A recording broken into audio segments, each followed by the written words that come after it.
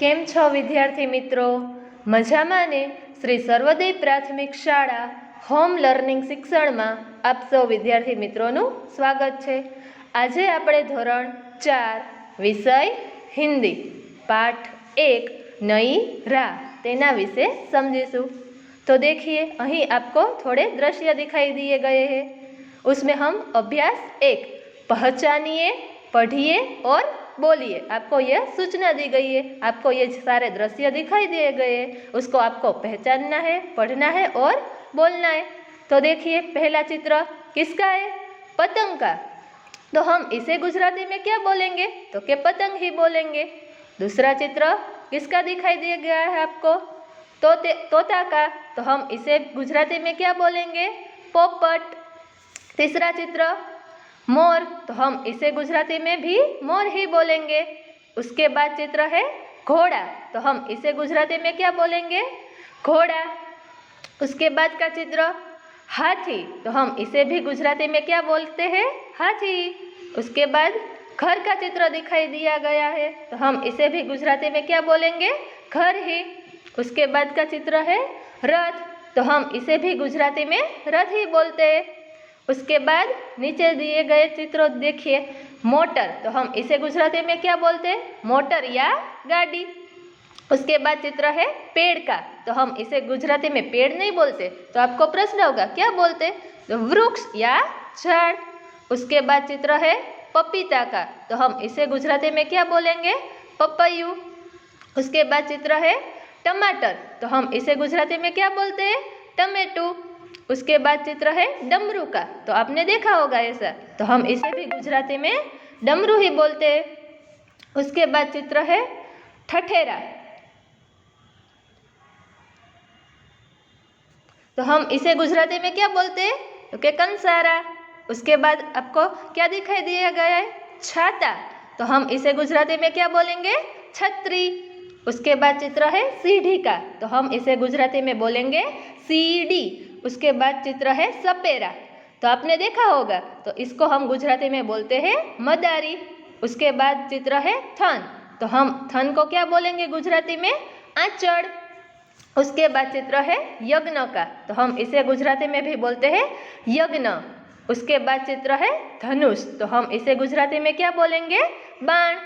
उसके बाद चित्र है क्षत्रिय का। तो हम इसे भी गुजराती में बोलेंगे क्षत्रिय। उसके बाद आपको चित्र में कौन दिखाई दिया गया है? ऋषि। तो हम उसे गुजराती में क्या बोलेंगे? ऋषि। नीचे देखिए अब क्या है? अभ्यास 2 देखकर सही रूप से लिखिए।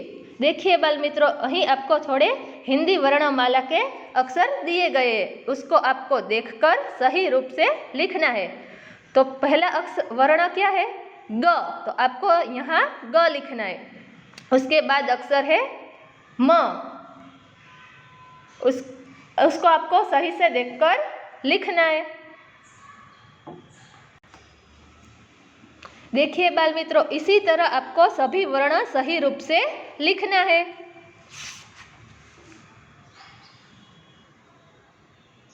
अभ्यास 3।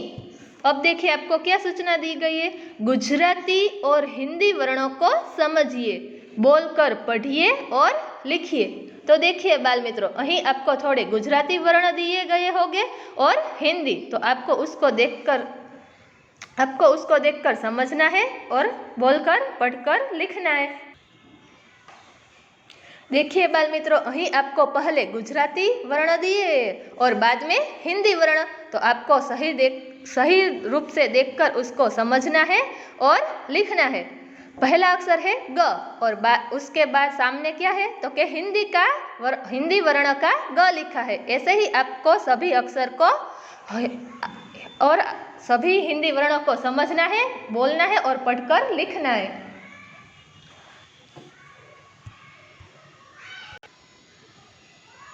देखिए बाल मित्रों, यहाँ जो आपको शब्द दिए गए हिंदी वर्ण के, उसको आपको देखकर सही ढंग से यहाँ लिखना है।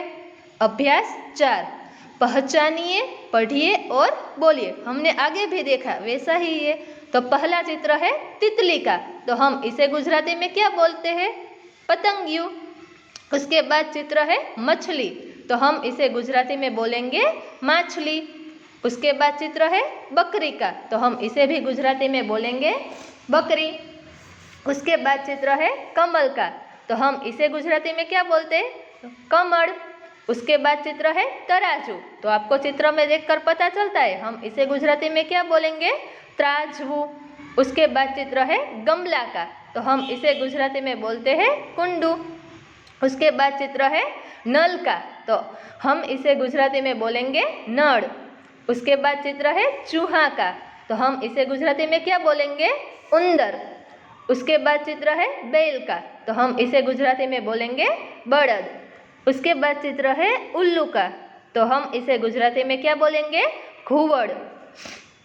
उसके बाद चित्र है भालू का, तो हम इसे गुजराती में बोलते हैं रीछ। उसके बाद चित्र है खरगोश का, तो हम उसे गुजराती में क्या बोलेंगे, ससलू। और उसके बाद चित्र आपको किसका दिखाई दिया गया है, बंदर का, तो हम इसे गुजराती में क्या बोलते हैं, वांदरो। इसके बाद चित्र है कौवा का, तो हम इसे गुजराती में क्या बोलेंगे, कागड़ो। उसके बाद चित्र है केला का, तो हम इसे गुजराती में क्या बोलते हैं, केड़ू। उसके बाद चित्र है सेब का, तो हम इसे गुजराती में बोलेंगे सफरजन।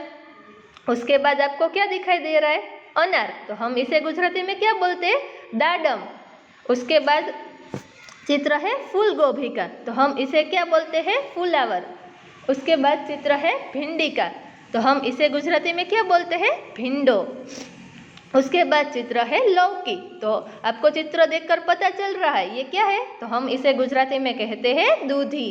उसके बाद चित्र है इमली का, तो हम इसे गुजराती में क्या बोलते हैं, आंबली। उसके बाद चित्र है ओखली, तो आपको प्रश्न होगा ये क्या है ओखली, तो हम इसे गुजराती में कहते हैं खांडनी और दस्तो। उसके बाद चित्र है ऊन का, तो हम उसे भी गुजराती में कहते हैं ऊन। उसके बाद चित्र क्या दिखाई दे रहा है आपको, गाजर का, तो हम इसे गुजराती में क्या बोलते हैं, गाजर। उसके बाद चित्र है त्रिशूल, तो हम इसे गुजराती में कहते हैं त्रिशूल। उसके बाद चित्र है आपको क्या दिखाई दे रहा है, चांद, तो हम इसे गुजराती में क्या बोलेंगे, चंद्र अथवा चांदो। उसके बाद चित्र है मूली का, तो हम इसे गुजराती में बोलेंगे मूड़ो। उसके बाद चित्र है चम्मच का, तो हम इसे गुजराती में बोलेंगे चमची।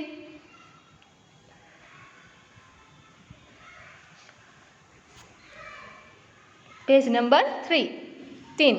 उसके बाद चित्र है जहाज का, तो हम इसे गुजराती में जहाज भी बोल सकते हैं। उसके बाद चित्र है आम का, तो हम इसे गुजराती में क्या बोलेंगे, केरी। उसके बाद चित्र है नाक, तो हम इसे भी गुजराती में क्या बोलेंगे, नाक। उसके बाद चित्र है हल का, तो हम इसे भी गुजराती में क्या बोलते हैं, हड़। उसके बाद चित्र है रेल का, तो आपने देखी होगी, तो हम इसे गुजराती में क्या कहते हैं, रेलगाड़ी या ट्रेन। उसके बाद चित्र है गुलाब का, तो आपने देखा होगा ऐसे फूल, तो इसको हम गुजराती में कहते हैं गुलाब। उसके बाद चित्र है दर्जी का, तो हम इसे गुजराती में क्या बोलेंगे, हम इसे गुजराती में बोलते हैं दर्जी। अभ्यास 5, देखकर सही रूप से लिखिए। देखिए आपको અહીં हिंदी वर्ण दिए गए, उसको आपको देखना है और सही रूप से लिखना है। तो देखिए पहला हिंदी का वर्ण क्या है, क, तो आपको नीचे लाइन दी गई है, उसमें आपको सही ढंग से ये वर्ण लिखना है। तो पहला वर्ण क्या लिखोगे आप, क। दूसरा वर्ण है ख, तो आप लिखोगे नीचे ख। तीसरा वर्ण है च, तो आप यहाँ लिखेंगे च। उसके बाद झ, उसके बाद ई, फिर से झ। आपको भी पता होगा कि गुजराती वर्णों में 2 झ आते हैं, तो ऐसे ही हिंदी वर्णों में भी 2 झ है। उसके बाद है फ, तो आपको नीचे लिखना है फ।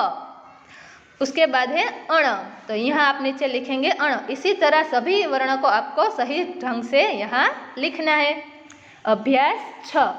अब देखिए आपको क्या सूचना दी गई है, गुजराती और हिंदी वर्णों का अंतर समझिए और लिखिए। तो देखिए बाल मित्रों, અહીં आपको थोड़े गुजराती और हिंदी वर्ण दिए गए हैं, उसका अंतर आपको समझना है और सही ढंग से लिखना है। तो पहला अक्षर हमने ऊपर ही देखा क, तो देखिए आपको पहले गुजराती का क दिखाई दे रहा है, बाद में क्या है तो कि हिंदी का क। ऐसे ही उसके नीचे तो गुजराती का है ख, उसके सामने हिंदी का वर्ण है ख। ऐसे ही आपको गुजराती और हिंदी वर्णों का अंतर समझना है और यहाँ सही ढंग से लिखना है। देखिए उसके नीचे योग्यता विस्तार बूझो। देखिए आपको एक चित्र दिखाई दिया गया है, वो क्या है? पतंग का। तो आपको एक उखाणा पूछा गया है कि बिना पंखी उड़ जाती बांध गले में डोर, खींचो तो ऊपर चढ़ जाती रहे हाथ में छोर। तो क्या कहा गया है आपको? देखिए बाल मित्रों, यहाँ आपको एक पहेली दिखाई दे रही है, तो उसका अर्थ क्या होता है? तो वह पतंग होता है। देखिए बाल मित्रों, इसी तरह आपको हिंदी वर्णों को समझना है और सही ढंग से भी लिखना है। देखिए बाल मित्रों, इसी पाठ से हमें ये सीखना है कि हम हिंदी वर्णों को समझ सके, पढ़ सके और लिख सके और बोल भी सके।